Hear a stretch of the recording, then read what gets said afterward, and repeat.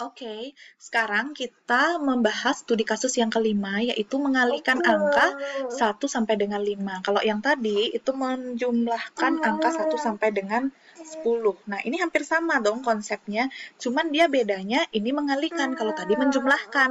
Oke, pertama kita pasti ada I dan hasil, itu sama. Hasil ini untuk menampung hasil perkalian, gitu. Kemudian ada bagian deskripsi, ini hasil dimulai dari 1. Kenapa bukan dimulai dari 0? Padahal kita belum mengalihkan. Kenapa hasil itu 1? Kenapa bukan 0? Penjumlahan tadi kan logikanya karena kita belum start, itu mulai dari 0. Kenapa ini juga bukan 0?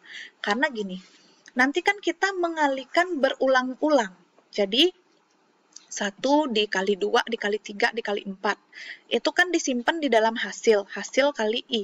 Bayangin kalau ini 0, berarti nanti 0 dikali 1, 0.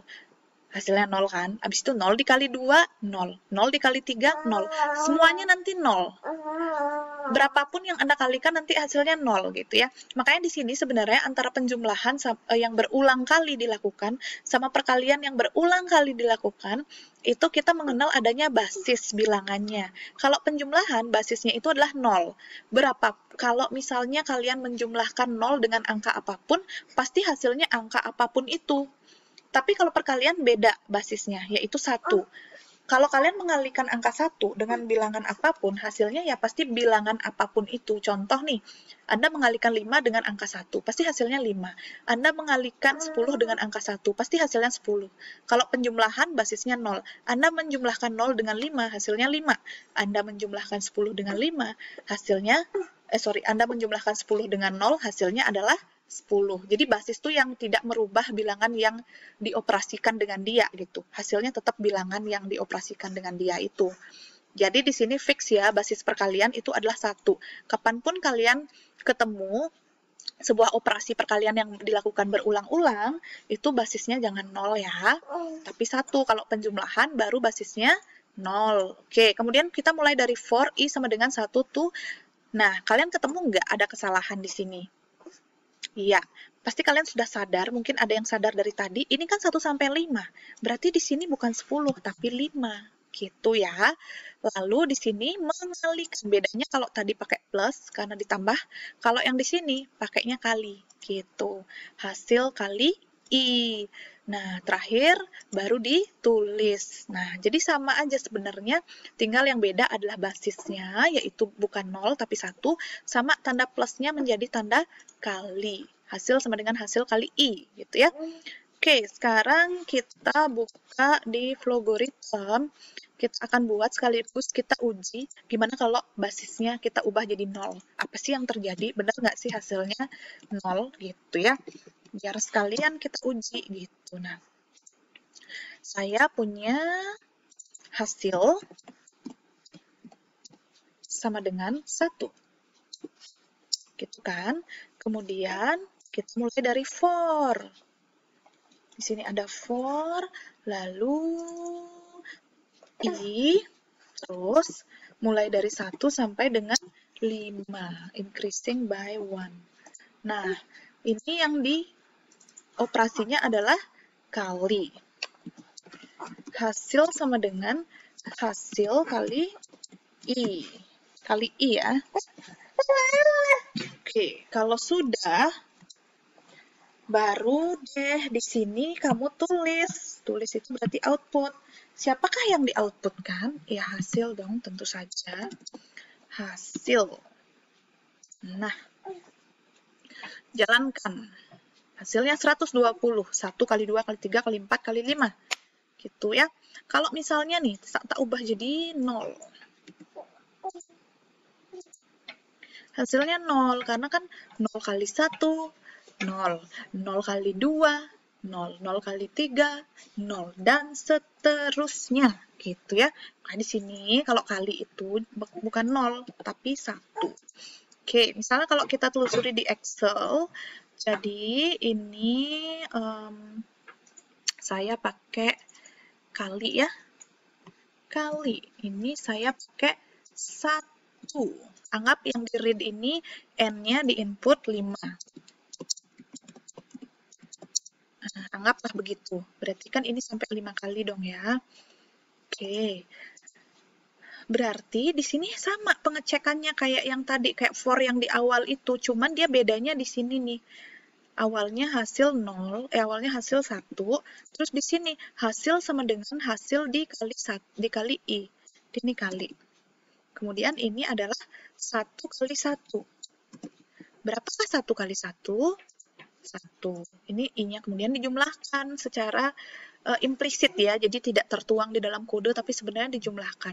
Habis itu, pada saat I-nya sama dengan 2, dia mengalikan lagi hasil kali I.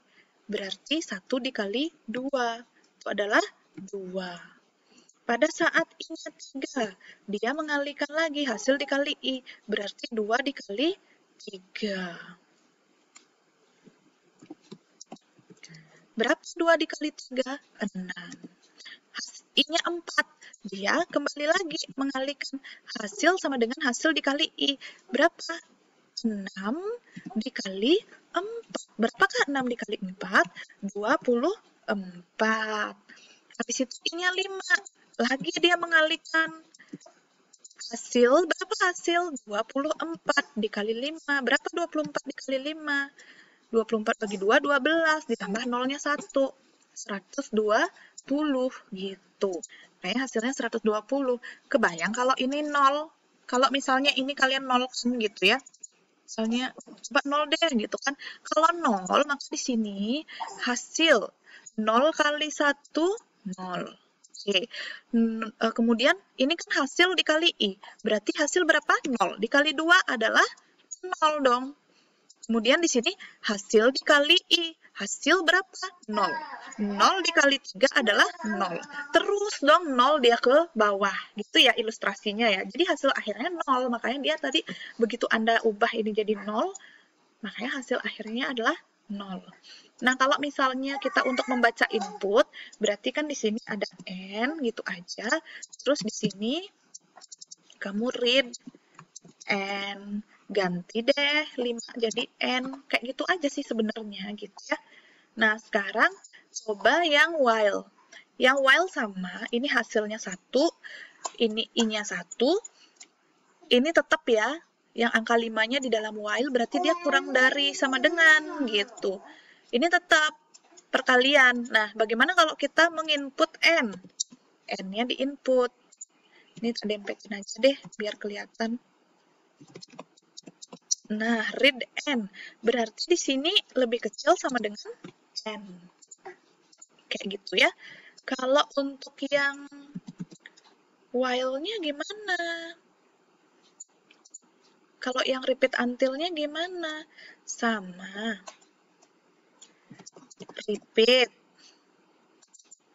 until I lebih besar N. Kenapa lebih besar N? Karena di sini lebih kecil sama dengan. Jadi di until-nya lebih besar daripada N. Jadi seperti itu saja gitu ya. Nah, sekarang berarti coba deh kita buat di dalam the logarithm. Nah, ini kasus kelima. Oke, kita buat yang while dulu ya. Ingat, kita pakai yang ada inputnya aja deh sekalian ya, biar sekalian. Oke, lalu di sini kita input. Nah, kan udah read tuh input N. Lalu kita mulai dari hasil sama dengan 1. Lalu di sana ada I sama dengan 1. Lalu habis itu masuklah ke dalam while. Kan itu di sini ada while. Masuk ke while, apa yang dicek di while? Kurang dari sama dengan N. Kalau mau 5 kali ya kurang dari sama dengan 5. Kalau 10 ya kurang dari sama dengan 10. Tapi kan di sini input user. Biar dinamis gitu kan. Berarti di sini ada hasil sama dengan hasil dikali I.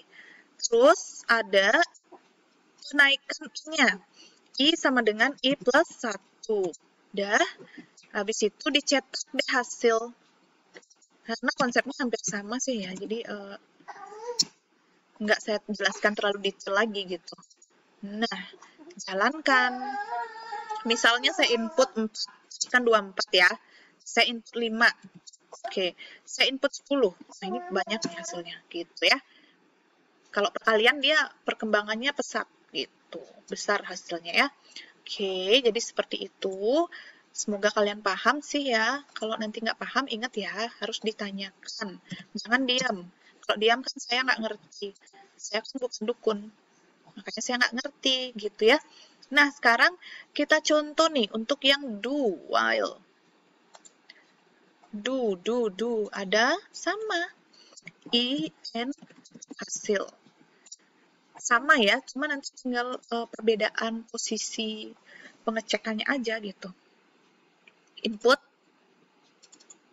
N. Oke, masih sama. Hasil sama dengan 1.